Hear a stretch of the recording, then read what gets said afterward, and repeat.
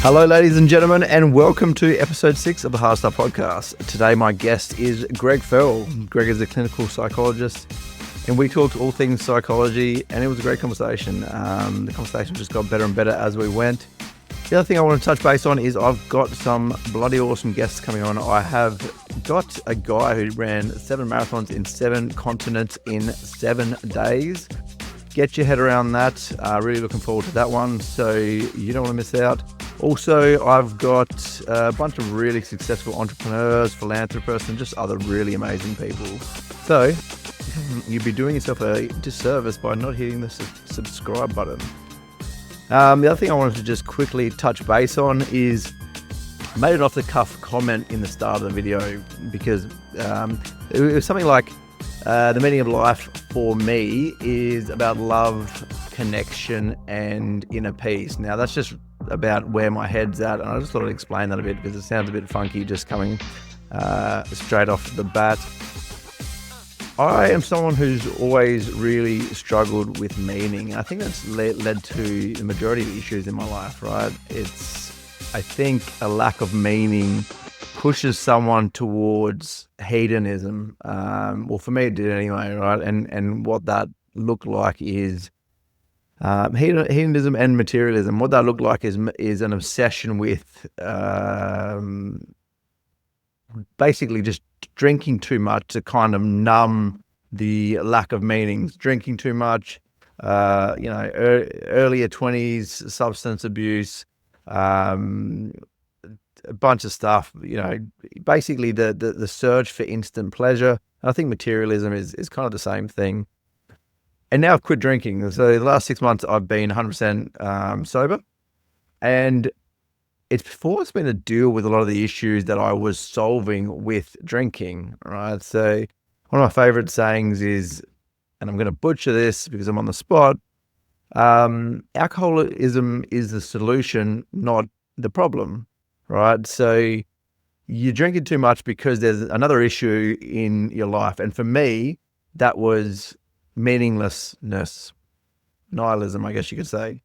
And I've been trying to figure out what to fill that gap with. And it is, what I've figured out so far and what gives me meaning is love, right? The love of my family, which is taking an interest in those who I love as life and having a serious connection to their well-being. Connection is having some sense of community, right? That's something I really struggled with when I was younger. I think because I was so anxiety ridden and in my own head about how much of I had a lot of self-worth issues, right? So I was so in my head that the only way I could connect with people is kind of drinking and partying and stuff like that, which comes with its own litany of issues. And then inner peace is just kind of, again, the self-worth issues. Are you just constantly telling yourself that you are not worthy? And are you at war with people in your head? Are you focusing deeply on issues that may arise that you can't actually change? Which is a lot of the stuff that I work through in therapy with my psychologist. Anyway, I just thought I'd explain that a bit deeper because it just sounds a bit ridiculous straight off the cuff, and it sounds a bit like hippy dippy sitting in a circle with dreadlocks. Anyway, I hope you enjoy the episode. Thanks, everyone. Greg Fell, how you going? I am well, thanks, Lou. It's good. Let's jump straight in. I've been doing a lot of thinking lately, I guess, about kind of figuring out the meaning of life for myself.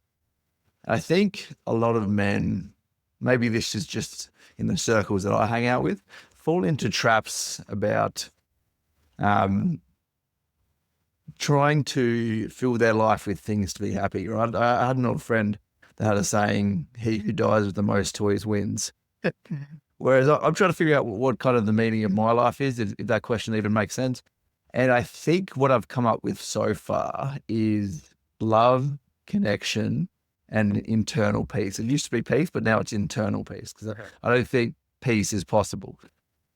And I think the biggest part of internal peace is mental health, and that's something you've helped me immensely with. I think we've had you're my psychologist. We've had I don't know, it's got to be 7 or 8 year It's been relationship. And I went through about I think about 5 psychologists before, and it just couldn't fit. And I think a lot of people go through 1 or 2 and kind of just give up and say psychology is not for me. Anyway, so yeah, you're a psychologist, and today we're going to kind of talk about some mental health things. And I thought, first of all, we'll dive into kind of your history and why you got into psychology in the first place. Sure. Well, coming out of high school, I wanted to figure myself out. I wanted to learn more about who I was and why I was that way. And a big part of that was being gay. And I'm literally learning this about you now. growing up in a country town. Yep. And so there wasn't a whole lot of acceptance, and there was a lot of internalized homophobia and thinking that wanted to know why I was that way, or wanted to know, that it was okay, that there was a reason for someone to be like that. And so I thought I'd go into research and do all this wonderful stuff. And then about halfway through my degree, I kind of realized that none of that mattered. Yep. Came to accept a lot more about myself. And so I started heading down the counselling kind of route rather than. So this was all out of high school? Yeah. Because it seems like that journey usually happens. Well, it happened for me potentially in my early 30s, but it happens a lot to men in their late 20s, early 30s. So that's a very early time to be kind of finding yourself, I guess. I think you kind of, pushed into that situation sometimes. Yeah. And interesting. Can I ask a bit more about that? Absolutely. So in internalized homophobia, what do you mean by that? Like I've spoken a lot about my deep internal shame about kind of my behavior and my own personal battles. And it sounds like, when you said it, it sounds familiar, because I have so much, internal shame about kind of some of the things that I did when I was younger. So, yeah, I think for many, gay people or, more diversely queer people, growing up in a society where their experience is not represented, often kind of, told that, they're told that it's, unnatural or shameful or things like that. And so there's this message they get from all sides that tells them that they're less. And so often people internalize that and feel very shameful about their sexuality. That's what internalized homophobia is. And it does a number on you. Yeah. If you let it keep on going. And I think I was just very lucky.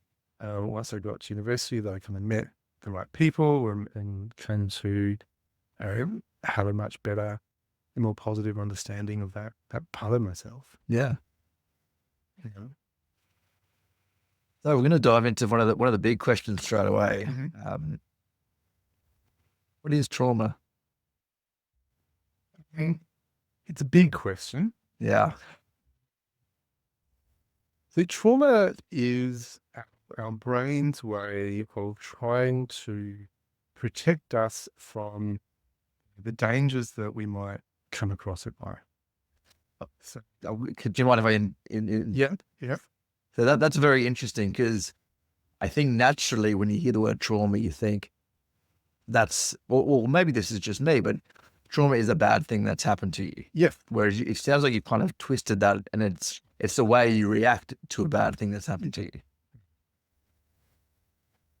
So if you're looking at, I guess, a lay person's understanding of trauma, yes, it's the bad things that happen, but from a psychological perspective, it is the way that we respond to those bad things happening. So just on that being said, I mean, I've always thought I mean, when I speak, I get very shameful around, the things that have happened to me aren't bad enough to be classified as trauma, but realistically, it's not how bad the thing is that's happened. It's has it affected. The way that we respond to it, the meaning that it holds for us. And so, yeah, different people will respond differently to the same kind of experience. Yep. So it might be, so something that happened might be trauma for one person, but potentially won't be trauma for another. Correct. Okay. So when we're growing, for most of us, we'll have an experience relatively safe.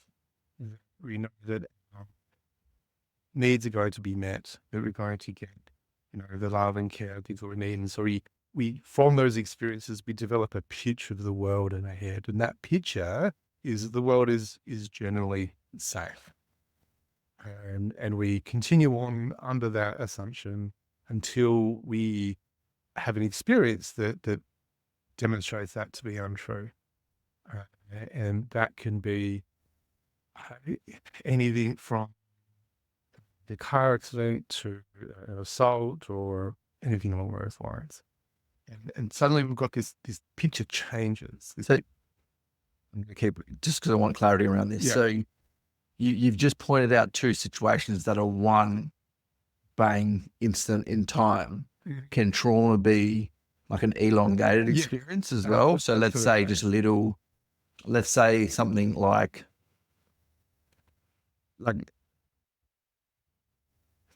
what about like, it's not subconsciously, like little niggles that basically somebody telling you you're not good enough. I mean, if that happens over a period of time, and is that still classified as trauma? Or is that a different thing? Probably a different thing. Okay. But trauma can be repeated. And so, you're subjected to growing up in an abusive family or something like that, where those trauma experiences might happen repeatedly. And often that will lead to a more complex presentation of trauma. So yes, so one-off incidents like a car accident, for the presentation of that trauma might be quite different compared to one that is repeated. And so that negative experience will kind of change that picture in our head. And so we can no longer do this view of the world being a safe or other people being trustworthy. And so our brain changes to try to be able to now protect ourselves, being in a world where we can't expect to be safe. And how does the brain change? How does that show up? So like the classic trauma centers are re-experiencing. And so the brain will say, well, we've been through this trauma experience and we need to learn from that. And so we want to be able to examine that whole experience to find whatever indication might have been to be able to predict that trauma was about to happen. Our brain will constantly bring that up through intrusive memories or dreams and nightmares or flashbacks, because our brain wants us to pay attention to it so that we can learn from it. But because that memory is often very, very painful, very, very triggering, our response to that is to try and suppress it or escape it or numb from it. And so we end up in this battle between this brain bringing up these memories and us trying to push it down. Interesting. So I guess my next question, and this is obviously very self-serving, is how does unresolved trauma shape somebody's drive to succeed? And I'm happy to speak on that first. Yeah. Tell me about your experience. Well, look, I don't know whether this is an interesting one, right? Because I think I have, and this is getting better now, but I have a deep feeling of not being good enough. and not being worthy. Now, there's a few experiences that I'm probably not, I'm fairly open on this podcast, but I'm probably not comfortable bringing up right now. But through some events that have happened to me previously, I have a deep drive to prove to the world that I am good enough and that I'm worthy. Now that's served me well as far as kind of material success, but I don't think it's served me well as far as happiness. I think a lot of my motivation has come from the stick and not the carrot, if that makes sense. So I'm just trying to deal with that now, and I think a lot of it, like I've had a deep fear that if you resolve this feeling, look, it is going to sound harsh, but if you resolve the self-hatred and actually start loving yourself and being happy, you will lose the motivation that got you the level of material success you currently have. I guess from a psychology point of view, how does that sit with you? I don't believe that's actually true. Why? So for one of the things that, one of the other ways that trauma might affect someone is the beliefs that they develop about themselves. And often those beliefs might be quite negative, not good enough, or unable to protect myself, or feeling defective, corrupted, lots of those kinds of experiences. And yes, sometimes in the drive to try and escape from those kinds of beliefs, that we might put a lot of expectations on ourselves, and that can be the driver to succeed. So expectations on yourself.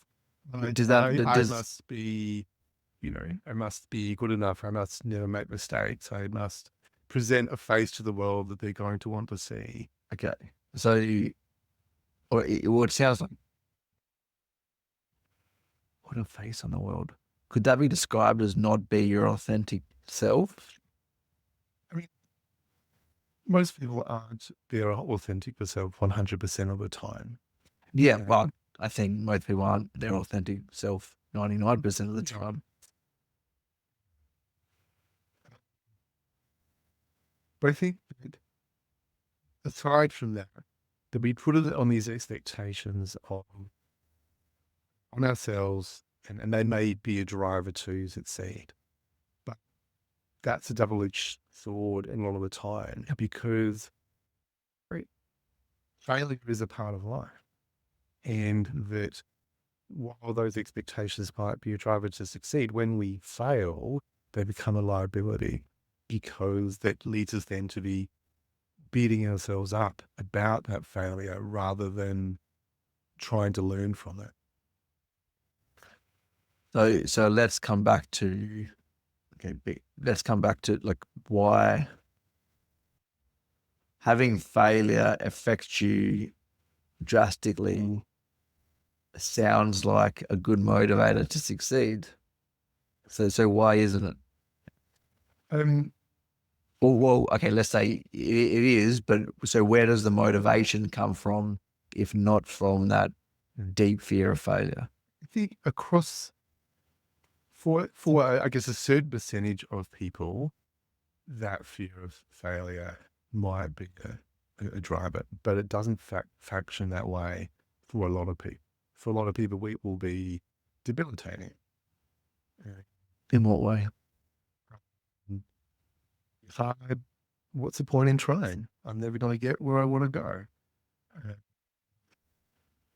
And each failure becomes an example of that way of thinking. And I think even when it does become a driver to succeed, it gets in the way of being able to be happy with that success, because it doesn't actually get at the root of those negative beliefs about yourself. And so even with that success, those negative beliefs often are still there. Uh, Well, it sounds more like you're saying rather than it not being a motivation. It just from hearing what you said, it sounds more like it's not a useful saying, motivator. well, yes, Yeah. it's like it is a motivator, but it's motivating you towards something that's not going to make you happy. Right? And that's currently kind of the journey that I'm going through right now. And I think a lot of entrepreneurs go through this. I think a lot of entrepreneurs are defective people. But basically, you've got, there's a deep need for, hey, when I get to this level of business, everything will be okay and I'll be happy, right? And then you get there, and then you just move the goalpost down the road, and then you just end up living in this stress cycle because you're constantly moving the goalpost because you think you'll be happy. Whereas I think happiness is a very different thing. Like one of my goals was always like I need to be the guy that builds this huge global company, rah rah rah, and it's taken me kind of a year to get to the point where I realize I think a lot of that's ego and driven by what I want the world to see me as. Where realistically, if I can kind of transform the business into, I guess, a lifestyle driver, I think that'll be more happy and more and closer to kind of living my authentic life, if that makes sense. I'm not sure, but I'm still figuring it all out. That's the journey I'm currently on. So you're thinking about what purpose does the business, not as a business, but in your life. Yeah. And that if it's taking over your life, so if you like, yeah, does your life serve the business or does the business serve your life? I guess that's the fundamental question. Yeah. And then I'm also tackling like my life serves the business, and I've lived kind of the last 8 years in this really intense stress cycle and not feeling safe because I've been so stressed out about needing the business to succeed, right? And I've sacrificed so much as far as time with my family, mental health, and stuff like that. But then also, it's easy for me to say now when I'm actually living off the fruits of that previous labor, if that makes sense. So I'm not sure whether I regret it or not. Um, It's hard to kind of work that out in your head because you only go on the path that you take. yeah. And these other imaginary potential paths you could have taken might have led to, or would you have led to different things. I think that's a distraction.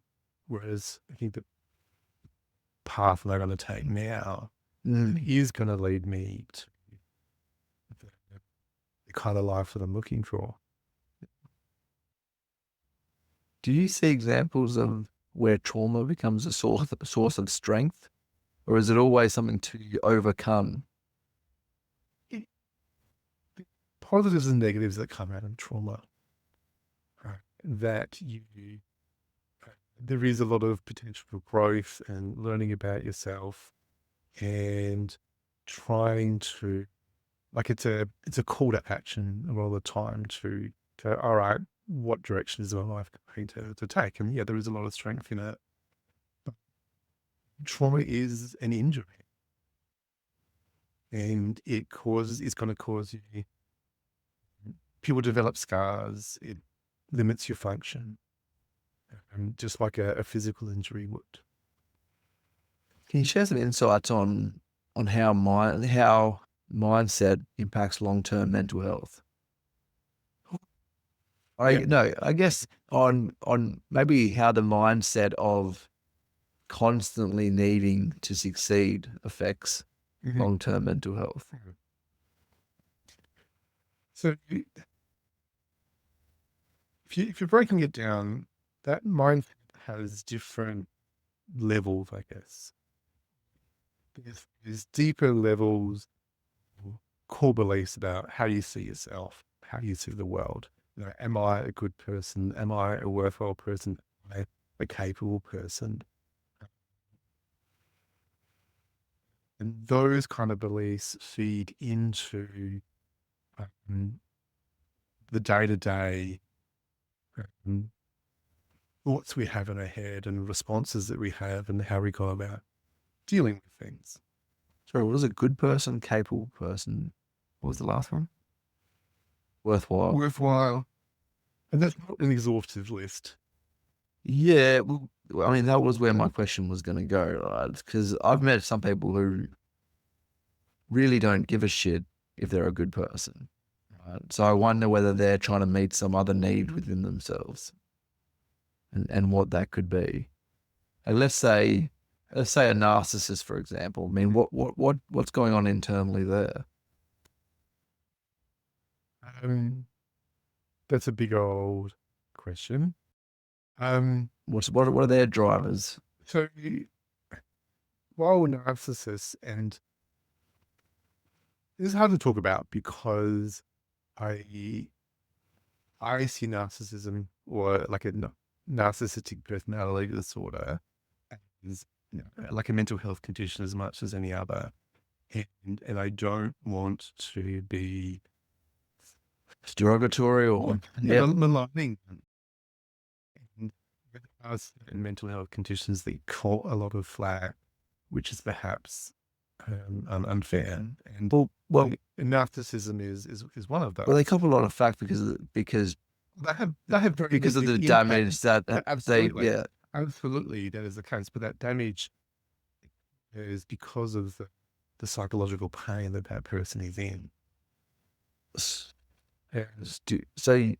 you think narcissists are in psychological pain themselves? Okay.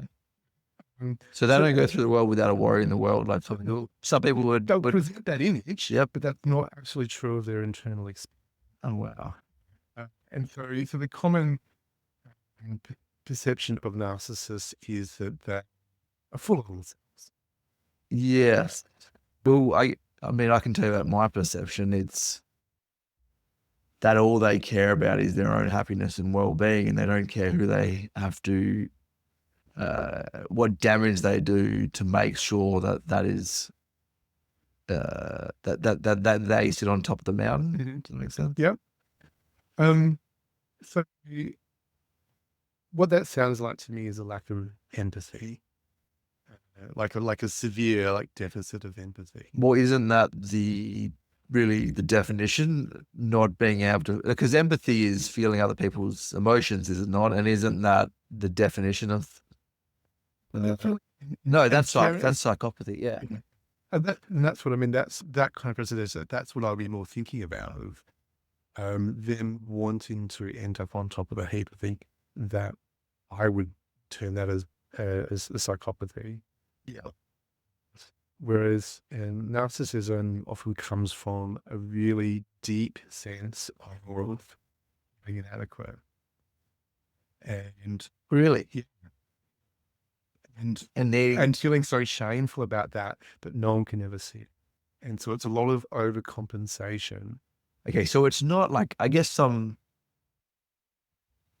haven't thought about it too much, but I guess I thought it's just like they see themselves as the best, and they, and that's it. They just see themselves as God's gift to the world, or whatever terminology you want to use there. But you're saying they actually see themselves as the opposite to God's gift. So they are trying to show everybody that they are, to make themselves feel better. Yeah. Because when to be able to feel good about themselves. That they need that validation from other people. Well, but I guess it's also like just a different methodology of trying to make themselves better, right? Because I often feel like I'm not good enough or not worthy, but then I don't go up to people and go, I'm the best, and that's not how I deal with it, because I guess I see that then that just comes off as, well, I mean, it's just that tactic is not going to make other people see you as better. No. So I guess there's just just a lack of understanding about how other people are going to see that kind of behavior, and they actually think that that kind of behavior is going to, but are people going to fall for it? I think it's interesting thing about psychology is that you can have, 10 different people starting from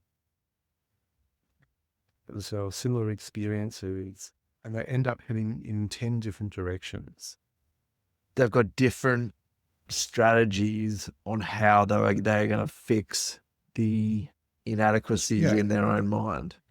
Oh wow, yeah. So what is therapy then? Coming off that, right? Is it is I mean, yeah, what is the definition of therapy? I mean, is it just a okay, what's the word I'm looking for? Is it just a means to have some more self-reflection? I mean, what is therapy? Therapy can be a whole lot of number of Yeah, as well. And I guess fundamentally, it's trying to help people to address whatever their psychological injury might be. yeah. But the approach that you take, which depends both on the psychologist and on the participant, people be more interested in very like strategies focused kind of things, and say, right, here's give me 6 sessions. I just want to learn what to do, and then I want to put it on my way. Whereas you're digging into those deep understandings and reflections of why am I, or how am I the way that I am, and why, what we're not in my life that I ended up there, pulling that apart, and in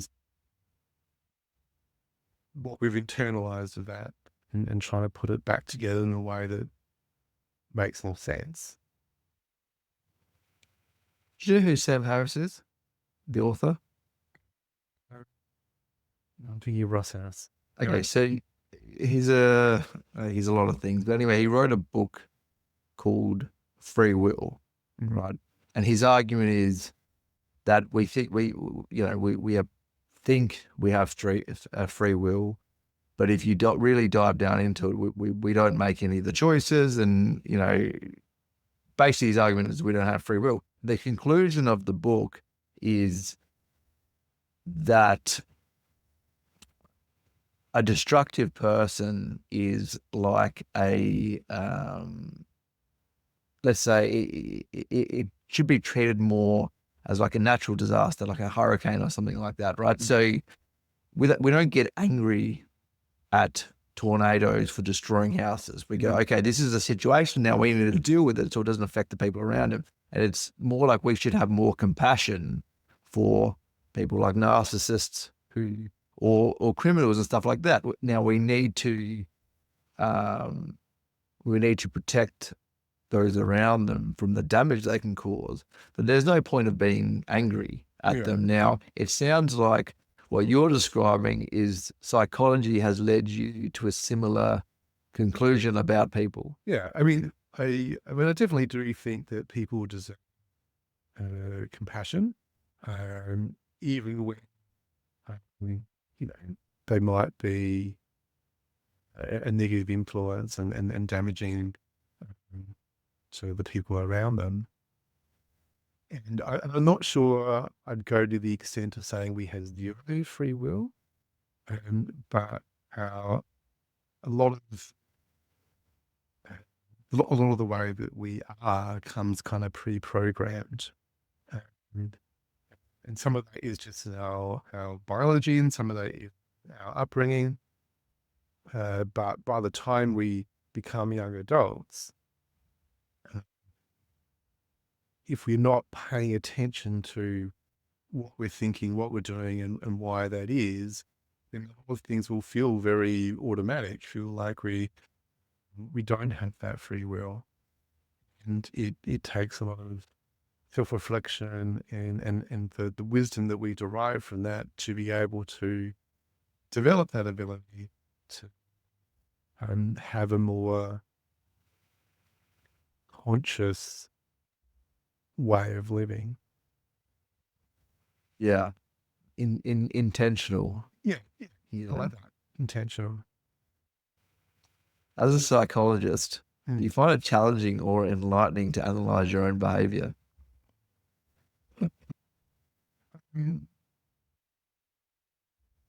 It is really hard to do psychology on yourself.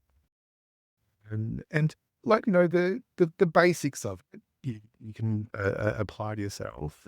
And I think there's a lot of strategies that I would to clients that I will implement in my own life as well, because they're just useful. Why is it hard to do it yourself? Do you trick yourself? I think it's more the bit that's hard is the deeper reflection, is that you need something to mirror off of, to really be able to get to, that's the thing. Yeah, I found that obviously. I mean, that's a lot of what I get out of my sessions with you. I find um, a similar benefit out of journaling. I feel like I usually in my head I just go round in circles, round in circles, round in circles, and then when I actually journal and get it down on the paper, if I find it a way to get it out of your head and Yeah. actually solve the issue, because I I think you've probably got about 3 sentences that just go around your head. You can't really go too much deeper than that without actually putting it down on paper. But it encourages you to explore, like, you get those 3 sentences in, and once you get to the end of that 3rd sentence, like, there's more questions there. Like, what does that mean, and where does that lead me? And And you just start again. Right.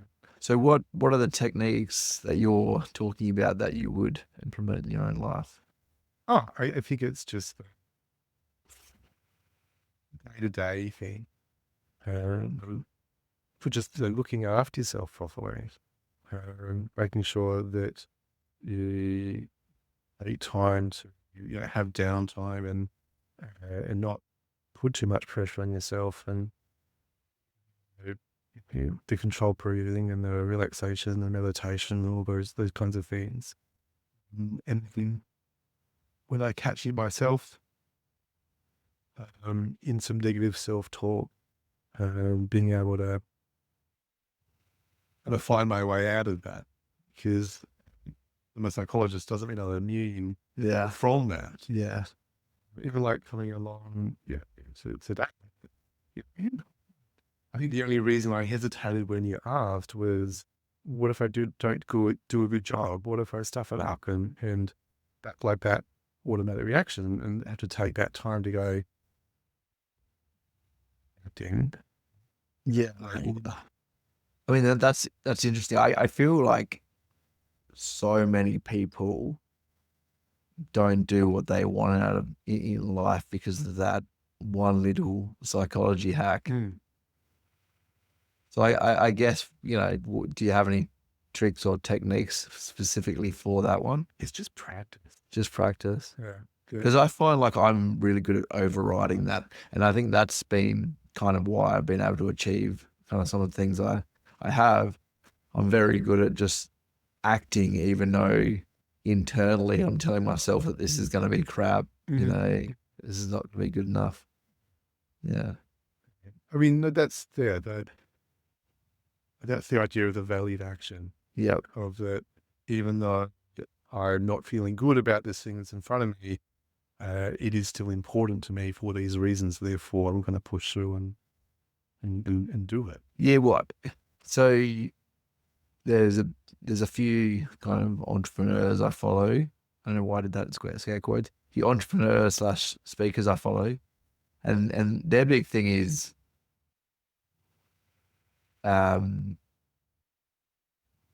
belief comes after action. Yeah. Do you know what I mean? Like a lot of people, they don't do any action because they don't believe they can do it. Whereas realistically, you're not going to believe you can achieve it. You've got to act first, and then you. So our brain learns so much from experience. It's the doing of the thing that we use to be able to learn. And so, yes, it's through success that we believe, oh, I can do it.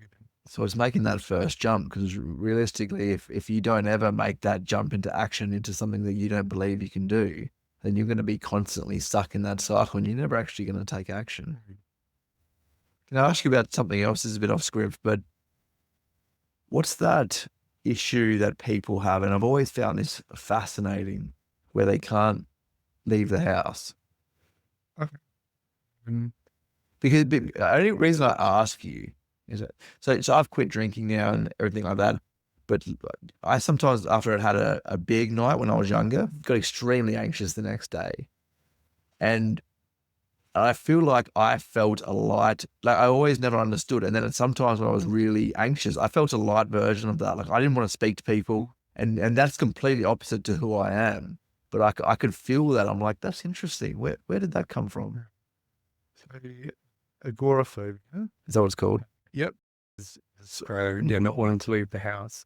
But it's usually a component, like the most common condition where that is the case is panic attacks. Mm-hmm. And so a panic attack is a real extreme version of intense anxiety. And your body goes into panic, into emergency mode. And because of that, there's all of these physiological symptoms that you'll be aware of that you probably never experienced before, and they can feel very.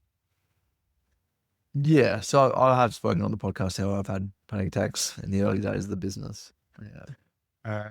And sometimes those panic attacks become associated with particular actions, places, people, things like that. Our brain's really good at, because when you go into a panic attack, there's not actually a threat there, but your brain's looking for a threat.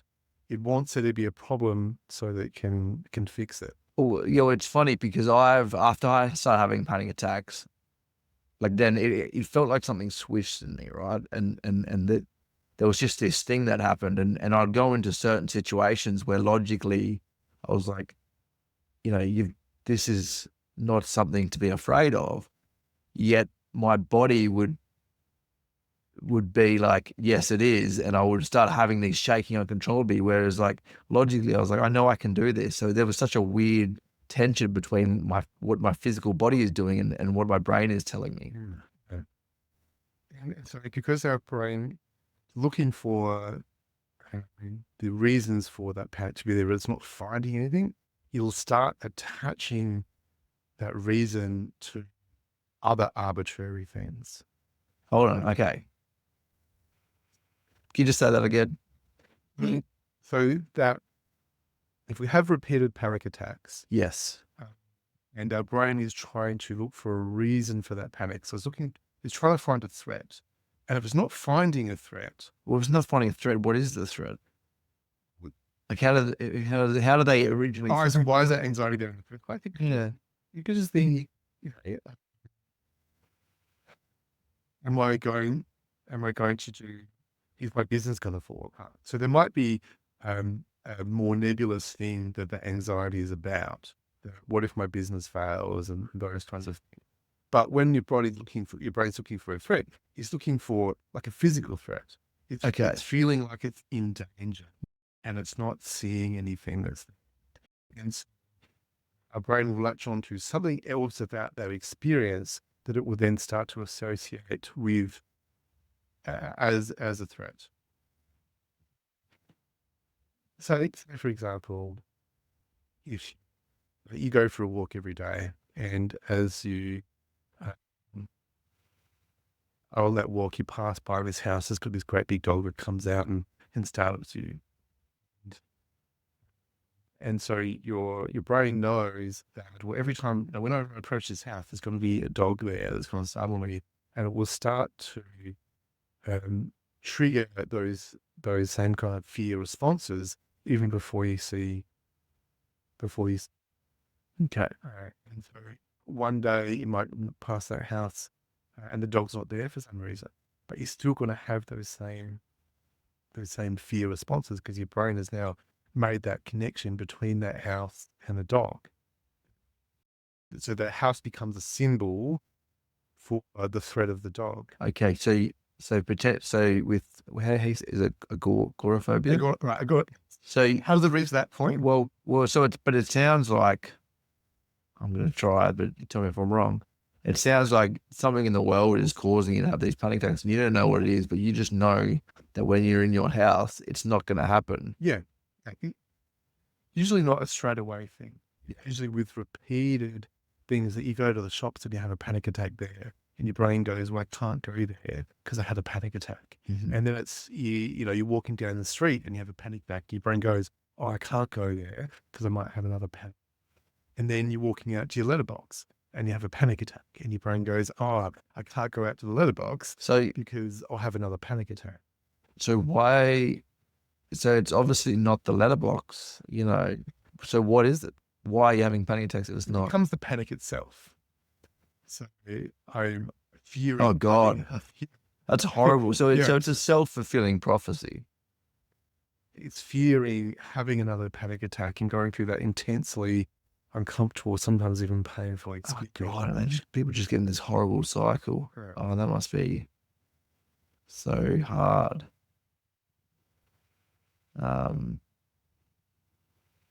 So I guess with mine,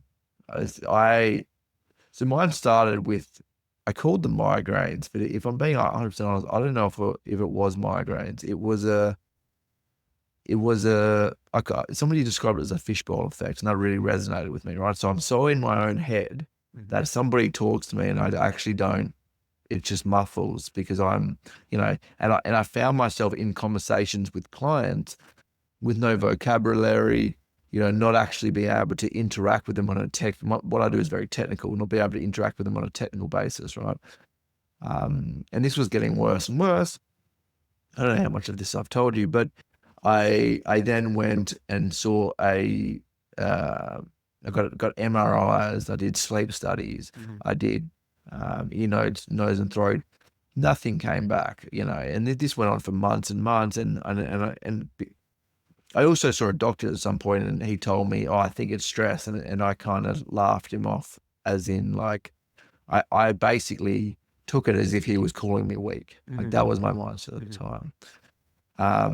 And then I was interacting with a staff member. I only had a few staff at the time, and I was, I was basically a tradesman that started a business. I had no experience with managing staff, and I was talking to him, and it was not negative, but it was like a difficult, tricky situation, and I kind of just, my fight or flight took over, and I just walked to the car, and I drove home, and I called Jess, and I said, I don't know what's happening. I can't breathe properly. And I got home, and I curled up in a ball on the couch, broke out in like a rash, and just kind of shook on the couch for a while. My question was this fee. I guess, and I took that as a response of like, because I was extremely stressed out. I was working crazy hours at the time. I took that as a hey, no, you're working too much, putting yourself under too much pressure, too much stress. Your brain's saying you can keep doing this, but your body is saying no. Like we can't handle the amount of stress and pressure that you're putting us under. But from then, it just felt like a constant anxiety, and I knew that was something that could happen to me, and I just got into this cycle, right? And then I took medication, and my life changed, and I was always against medication, and there was such a shame attached to when I took that medication, right? But like, I've tried to get off that multiple times,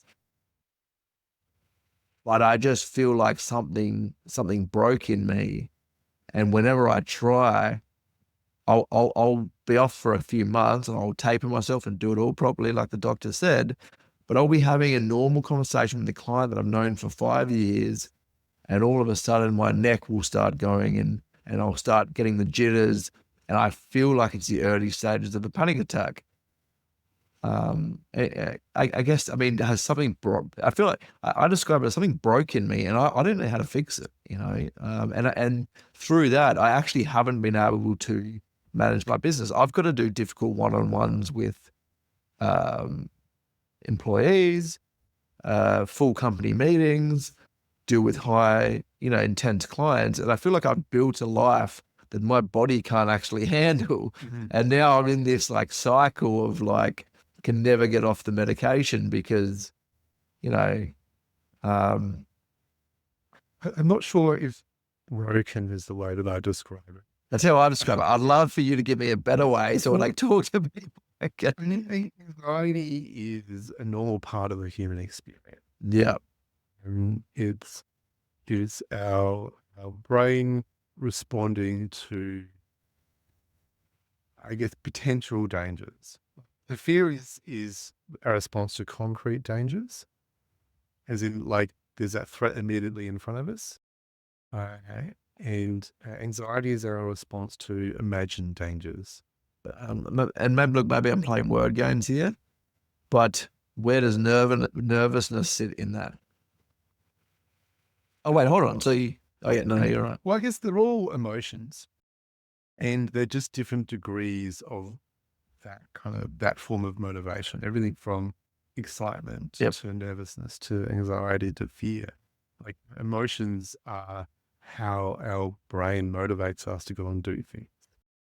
And so I guess nervousness is kind of a little further down or up the spectrum from anxiety. Because I feel like in a few recent years with the positive, I guess the awareness that mental health has taken within society, I feel like nervousness and anxiety, those words have kind of got mashed together. Whether that's helpful or not, I don't know. I mean, there's certainly a lot of overlap Yeah. between the two. Like it's the way I conceptualize it in my own head that nervousness isn't as severe as anxiety, but they serve a similar function Yep. and they're caused by similar things. So I interrupted. So you're saying anxiety is, It's a normal part of human existence. It's part of how and hold on, you were telling me that I'm not broken. Let's sound that way. yeah. It's, And so experiencing anxiety is a normal thing that we will have to go through from time to time. But I think that when you've been through anxiety that is significant enough that like it starts to impact upon your life, then you just become that much more attuned to it. That when you when you start having those kinds of things, you know, oh shit, I'm having this anxiety coming on, that you're more worried about it because you've been through those experiences in the past. and that exacerbates it, and you get into this cycle Can do. effect. But I think that the most interesting thing from hearing before is that when the doctor suggested, oh, it might be stress, that your response was that he was calling you aware. And I think that's, I think a conception that people often have is that getting stressed, getting anxious, having as a mental health day, seeing that as a weakness, I think that's a huge. Really, I agree. But I didn't back then. It's taken me a long time to kind of get where I am today. And even to speak about it publicly, like I was so ashamed, I guess. I was ashamed of the panic attacks. I never wanted to call them panic attacks. I was ashamed of medication. I never spoke about it publicly, and now I'm speaking about it on a podcast. It's been a journey, and And I think I probably, I mean, I'm extremely open about it. And I guess some of the circles that I, hang out with, I think some of the stuff that comes out of my mouth is such a shock because um, they've never kind of explored it, I guess. And I guess maybe they see it as weak, but I think I'm finally confident enough in myself that I really don't care. But yeah, I think it's a huge problem because that's another thing, right? So I don't know if it's just men, but I think it's a problem with a lot of men. And I wonder whether it's linked to kind of the suicide rate being so high in men. I think they have an experience and they don't talk about it. They just push it down, and rather than kind of getting help and understanding what's going on, they just continuously push it down because they don't want to be seen as weak. Until it just gets to a point where it's a huge problem that hasn't actually been resolved in any way, shape, or form. Yeah, and when it could have been addressed quite simply early on, but it doesn't because of that shame and avoidance. It grows into something else. So something I didn't say is I also, when I first started seeing a therapist, I wonder how common this is within society. Maybe not.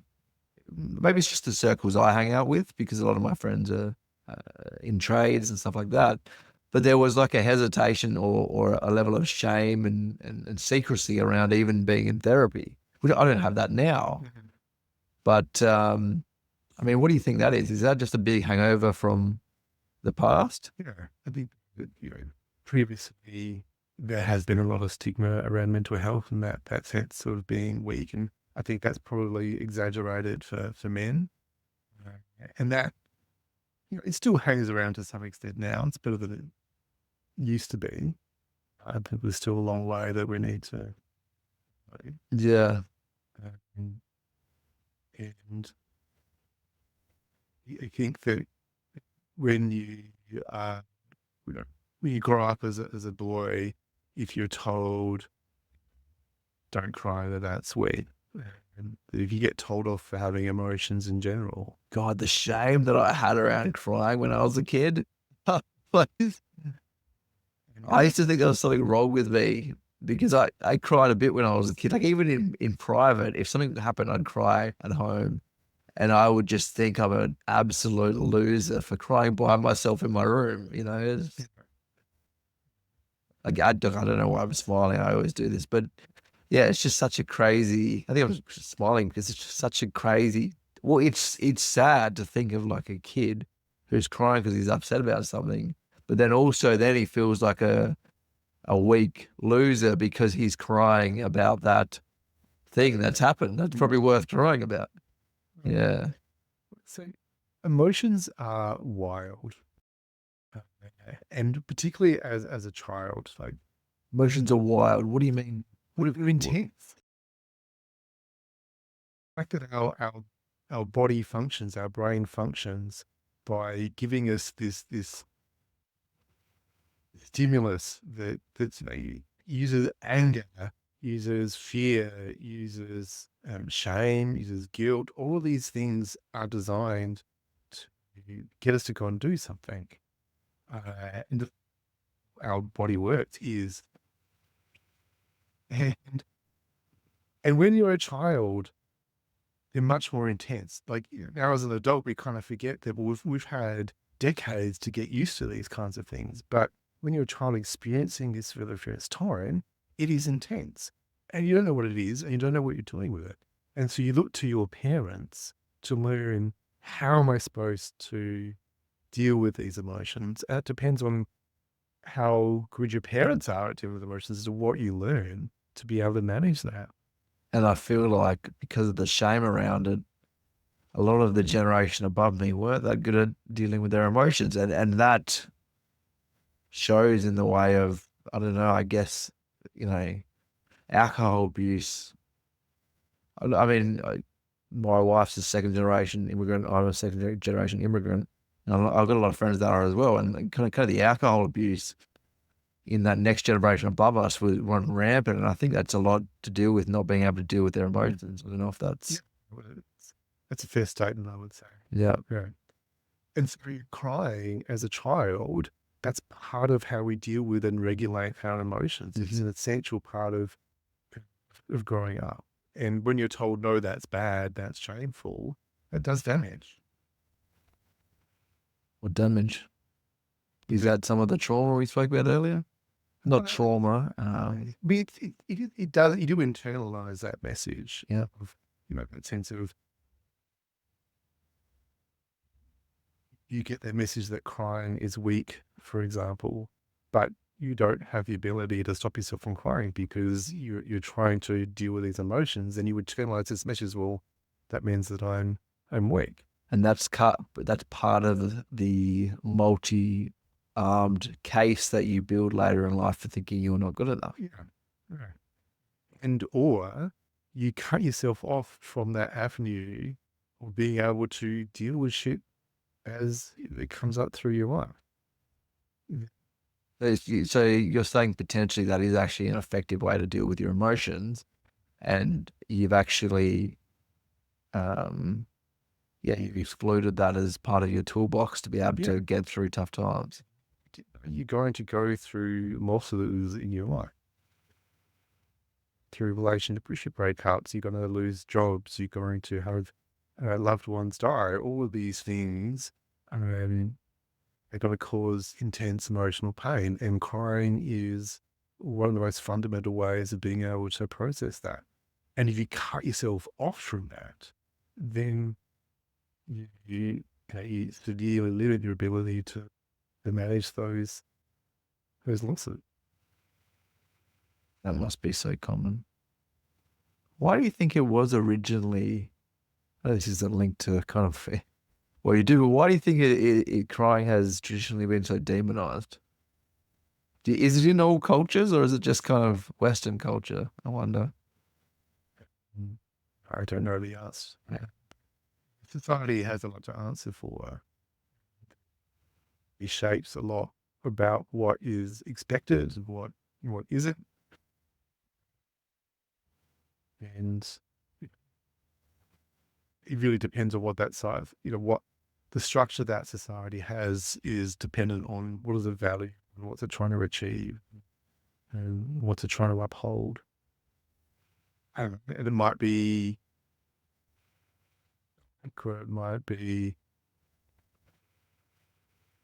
religion might play a role in there as well. And it might be just that what the generation did before. Okay, I'm going to take a bit of a different path here.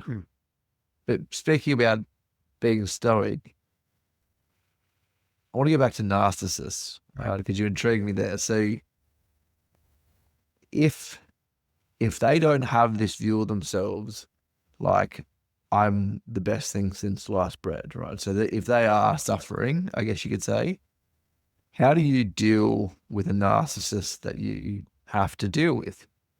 And I say this from feeling like I'm not currently. Let's say I need to deal with narcissists sometimes through my work or organizations I'm part of.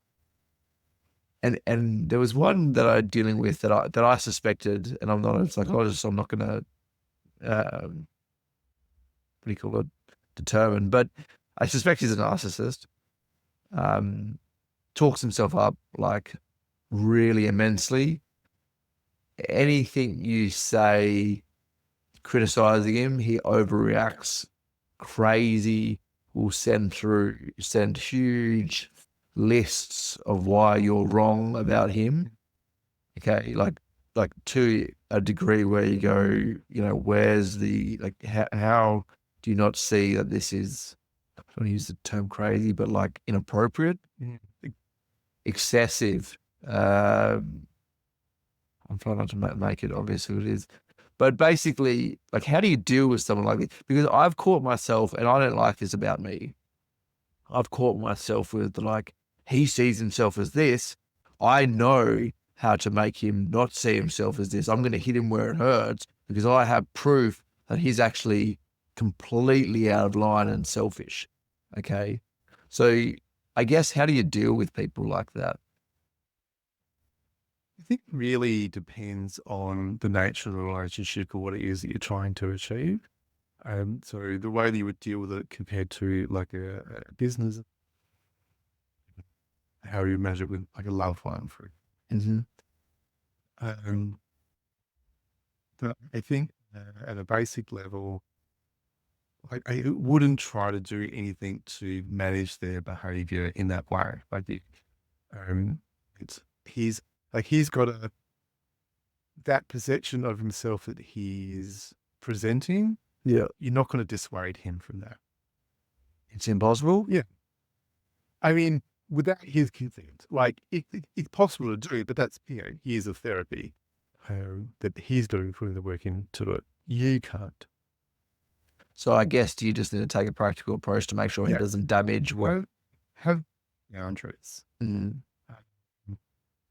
To outline very clearly where are the limits of acceptable behavior. Tell them, what it is that you need from them. And it's up to them whether they operate within those boundaries. But then make sure that when those boundaries are crossed, that there's a very clear consequence of what that's going to be. If there is no consequence, there is no boundary. Yes. Yeah, if a rule is allowed to get broken, there's no rule. Yeah, 100%. So it just sounds like you're saying deal with them pragmatically, and there's no point of trying to be that person who's going to fix the problem. You're not trying to. So I mean, what's that inside me that I don't like, where I go, I'm going to show him that he's an asshole, for lack of a better term. I mean, I guess that's just anger. Yeah, that his actions there have negatively impacted upon you in some way. Well, they've negatively impacted upon me and people and friends of mine. And I guess I want to be the guy that stands up. Feeling angry, feeling indignant about that, and wanting to protect yourself. Yeah. Wanting to, I guess, when someone is against us like that, sometimes we can feel weak. Yeah. And we don't want to allow people to walk all over us. And so sometimes there's this sense of wanting to. There's a sense of injustice. Yeah. That, hey, this guy has acted inappropriate multiple times. Yeah. And I think you're limited in what ability you have for justice in that kind of situation. So if they've demonstrated over and over that they don't operate in the normal means of, I guess, communications and good faith, there's no way I'm going to convince this sounds good. Yeah, I wouldn't think so. I don't know the statistics of the situation. Yeah, I would imagine on a generalized approach that you wouldn't be able to. So what do you think about the emotion anger? Is it ever useful? Anger is a hugely useful emotion. It's the purpose of anger is that we don't allow people to take advantage of us. When someone's acting against us, it means that we push back. All right. So I guess then, do we need to be able to be aware enough to determine when the anger is justified? Determine when it's justified, and to determine, while anger is a necessary emotion, we don't always want it to be in the driver's seat. We don't want the anger to be making decisions for us. Mm-hmm. Because the anger, I have to push back against this right now. I have to take some kind of action. I have to get justice. I have to get vengeance. There's a lot of things that anger might say that might not actually be leading us in the direction we want to be going. I've been coming to the belief that anger is actually not a useful emotion. I think maybe, I think it was useful, but I think for the person who's living an intentional life, it potentially has lost its usefulness, because you can just look at situations logically and be able to deal with them in a pragmatic way. And I think anger actually just becomes more self-harmful than it does. I think anger is a useful emotion. I just don't think anger is a useful behavior. How do you split the two? Because isn't anger When, again, and we may be playing word games. when someone crosses, Yeah. and you will feel angry, Yeah. you will feel that injustice and that indignation, that is anger. Feeling that anger Yeah. is okay. It's not a problem. It's what we then do with that, the behavior we have in response to that anger. That's what, has the potential. But if we feel anger and we don't do anything with it, then it's a pointless emotion because you're just hurting yourself. We do need to be able to find ways of regulating that emotion. Yep. We don't want to bottle it up. We don't want to suppress it. Yeah. We need healthy ways of being able to express that. Yeah. Absolutely. Yeah. Okay. So I guess there's two ways you can look at it. Can you express that anger by going punching a punching bag, or can you dissipate it through techniques like mindfulness? Because that's a big one for me. I've been doing a lot of meditation for a long time now, on and off. But I think the most useful part of my meditation or thing that I've learned from meditation is actually to be able to dissipate negative emotions, right? So when I'm angry, realizing I'm angry and realizing. Hi Siri, you want to come on the podcast? No, don't be. I think the most valuable thing that I've found out of mindfulness and meditation is to be able to realize that I'm angry and then realize I'm telling myself a story to be able to maintain that anger. Mm-hmm. And I'm actually exhausting myself.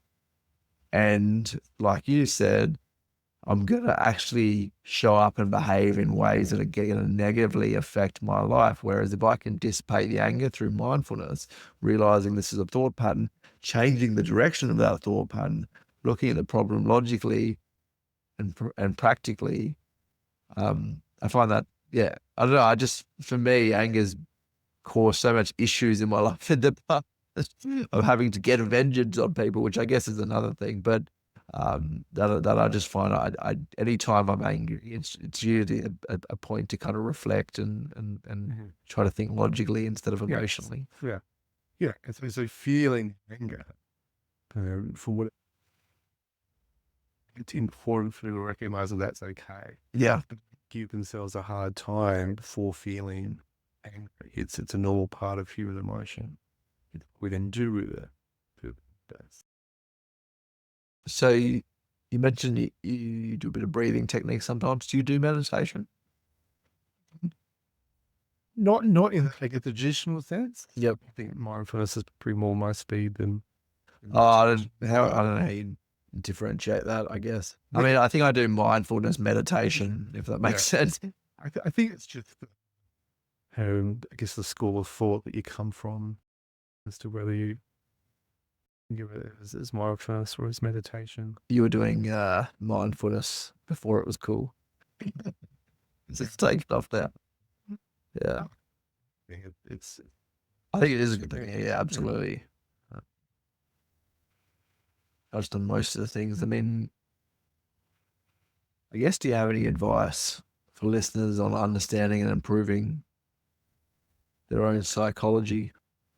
Is that worded correctly? I mean, their own mental health is probably a better. Like the best thing you can do for your mental health, like the basic level, is just look after yourself. Lead very busy lives these days. There's lots of obligations that are put on us, and we kind of run out of time to be doing those things. What do you mean by look after yourself? Because I think that actually means very different things to very different people. So the core things I think of looking after yourself are eating well and sleeping well and exercise. Those three things are hugely important for.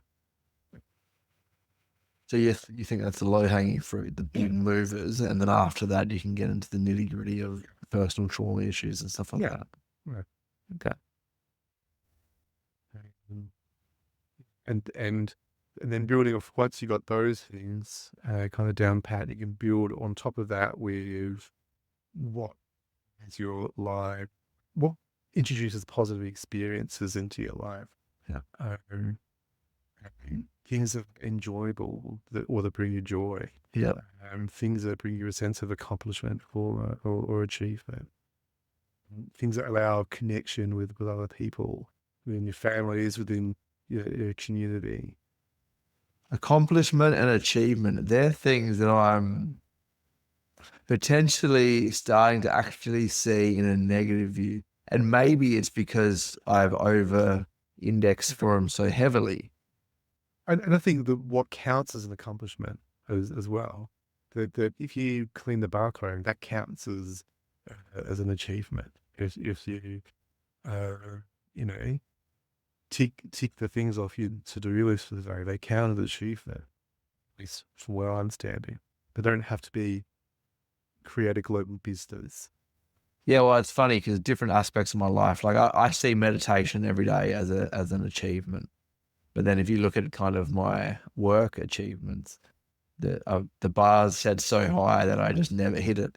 So I think there's different aspects of your life. All right, I've got a couple of questions to wrap up. Sure. What's something most people don't know about you? Uh, I'm a foster care. Well, I have been for 20 plus years. I think my wife and that looks after them. And we're thinking about looking into that. And so I was saying earlier that I have three children, but being gay, that didn't really go about making them myself. Okay. And so foster care just became the way of it and decided to make. So those three, if I hope you don't mind me asking about these, but those three children are all foster children? Yes. What does that look like as far as practical sense? I'm not sure I understand. So what's the difference between foster and adoption? So this, in a foster child, the state still retains guardianship of the child, whereas when a child is adopted, the adoptive parents then have guardianship of the child. Okay. Interesting. But other than that, you operate like any other family. Just see my youngest through to turning 18. Yeah, wow. Awesome. What's your definition of success? These are broad questions. I started out as a psychologist. I don't know if I had an idea of a conception of what success was going to be. Just, Did you care? I don't think I really did. Yeah. It was something that I found interesting.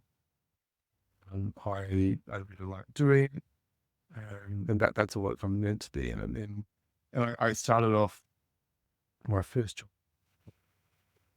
It would be employment agency. To a health farm, and my role in counselling was helping out a lot with that. And moved into practice and rented out a room for many years. And it's only been relatively recently that I've started my own clinic. And I think that was huge, and just to take that step. But I don't know if I see that as successful, because it hasn't been the driver of doing any of that. I think the driver for do things their own way. Yeah. And that just the freedom and the autonomy that and so success in business isn't really the way that I think of success at all. I think it's more. I have raised three children to be good people, and that I have really good connections with family and friends and people that I love, and I think that's and weather difficult times in that, and they feel like success is much more than having a clinic does. That was actually kind of the purpose of the question, I guess, because I mean, you asked me 3 years ago what my definition of success is, it would just be strictly business success, where that's meaning less and less to me. So I love hearing kind of other people, what's their drivers in life. Yeah, and mine's around kind of my relationship with my kids, my relationship with my wife. Do I see myself as a good person? Do I have virtue? Do I act within my own values? I guess you could say. Still figuring all that out. So. I think it's a lifelong task. Is figuring those things out. Like, it's just my concept of myself in the world is very different now from what it was 10, and that was different from what it was 10 years before that. Right? And we were constantly growing and developing understanding of ourselves and how the world works and the kind of values that we hold. Greg Fell, thanks for coming on the show. Thank you so much. I've enjoyed it immensely.